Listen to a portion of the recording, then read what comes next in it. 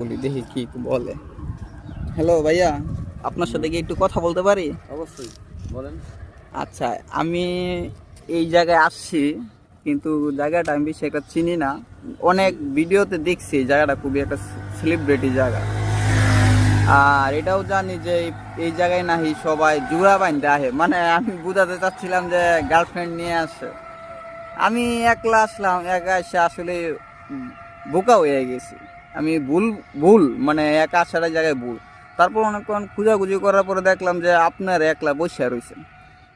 মানে আমি ভাবতাম যে আমিই ভুল, মানে আমি একা আসছি, যে আপনিও আমার মতনই একা আইছেন। এই বিষয় নিয়ে আপনার কাছ থেকে শুনবার চাই যে আপনার কি প্রেমিকা নাই, নাকি বউ নাই, নাকি আপনি একলা একলা এই জায়গায় বসে রয়েছেন, সকাল বাজে 7টা। কি একটা অবস্থা, প্লিজ কিছু বলবেন? আসলে একাই আসা কখনো ভুল না।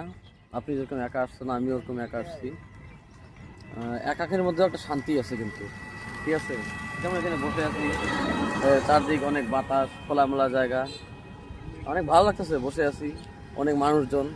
আমি একা তো কি হয়েছে, সামনে দেখেন চারিপাশে অনেক জোড়া আছে কিন্তু, তো ওদেরকে দেখে ভালো লাগতেছে যে ওরা আছে। আর জায়গাটা এত সুন্দর, দেখেন আপনি ভিউটা দেখেন কত সুন্দর দেখছেন এখানে। হ্যাঁ আপনি হ্যাঁ, জায়গাটা বসে খুবই থাকেন, সুন্দর। আপনিও আশা করি অনেক ভালো লাগবে। আর জায়গাটা আসলে সেলিব্রিটি, অনেক লোকজন আসে এখানে, ভিডিও বানায়, অনেক কিছুই তৈরি করে। আমার মতো অনেক ভাই পাবেন। এই যেমন এই ভাইদেরকে দেখেন, ওনারা দুজনে একা, ওদেরও কোনো গার্লফ্রেন্ড নেই। ভাই আপনাদের সাথে কি একটু কথা বলতে পারি? জি জি, বলতে পারেন। আচ্ছা, এই জায়গায় প্রশ্ন, আমি একা আসছিলাম, আমি একা এসে আমি বুঝতে পারলাম যে এই জায়গায় আসলে একা আসাটা উচিত না। যেমন আমি একজন আমার প্রতিবেশী একজন আমার মতো নেই, সেও একা আসছে, তার সাথে আমি অনেকক্ষণ কথা বললাম, যেহেতু আপনাদের পাইলাম। তো আপনারা কি দুজন একসাথে আসছেন?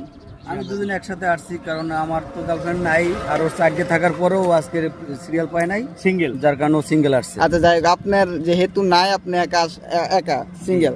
আচ্ছা, আপনার 4টা গার্লফ্রেন্ড আছে, সেই বিষয় নিয়ে আপনি একটু বলেন যে 4টা গার্লফ্রেন্ড, 4টা গার্লফ্রেন্ড। আমি সত্য কথা বলি, সত্য কথা কবি। সত্য কথা। সত্য কথা। হ্যাঁ, আচ্ছা যাই হোক, আপনার 4টা গার্লফ্রেন্ড থাকাকালী অবস্থায়, ঠিক আছে, আপনি কেন সিঙ্গেল আসলেন? আসলে ভাই, সিঙ্গেল আসার একটাই কারণ, তোর মায়ের স্বাস্থ্য খারাপ, এটা কো।